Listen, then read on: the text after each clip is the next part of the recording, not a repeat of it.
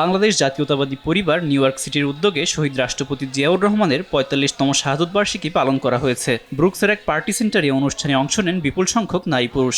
সভায় সভাপতিত্ব করে সিনিয়র সহসভাপতি আক্তারুজ্জামান হ্যাপি। প্রধান অতিথি ছিলেন বিএনপির কেন্দ্রীয় জাতীয় নির্বাহী কমিটির সদস্য গিয়াস আহমেদ। সভায় বক্তারা শহীদ রাষ্ট্রপতি জিয়াউর রহমানের অবদানের কথা উল্লেখ করেন। তারা বলেন, জিয়া মাটি ও মানুষের রাজনীতি করতেন, বাংলাদেশের মেহনতি মানুষের জন্য নিরলসভাবে কাজ করেছেন। এছাড়া মহান মুক্তিযুদ্ধ থেকে শুরু করে জীবনের শেষ দিন পর্যন্ত বাংলার সাধারণ মানুষের জন্য কাজ করেছেন। বাংলাদেশ যতদিন থাকবে শহীদ রাষ্ট্রপতি জিয়াউর রহমান প্রতিটি মানুষের মনের মধ্যে থাকবেন বলেও উল্লেখ করেন তারা।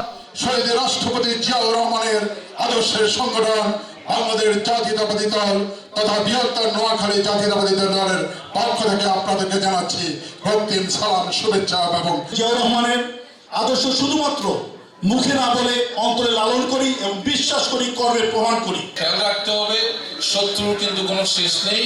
ওনার হাতকে শক্তিশালী করার জন্য জাতীয়বাদের প্রতিটা সৈনিক যা যা করার দরকার আমরা তাই করব।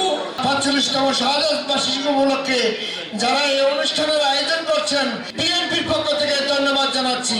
শহীদ প্রেসিডেন্ট জিয়াউর রহমান স্বাধীনতার ঘোষণা দিয়ে বাংলাদেশে যুদ্ধ করেছেন।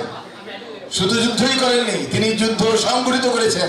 এছাড়া অনুষ্ঠানে বিশেষ অতিথি হিসেবে উপস্থিত ছিলেন যুক্তরাষ্ট্র বিএনপির মোস্তফা কামাল পাশা, আলহাজ বাবর উদ্দিন, কাজী শাখাউত হোসেন আজম, এম এ বাতেন, জাহাঙ্গীর সোহরাওয়ার্দী, সাইদা মাহমুদা শিরিন, ফিরোজ আহমেদ, মঈনুদ্দিন নটু সহ অনেকেই।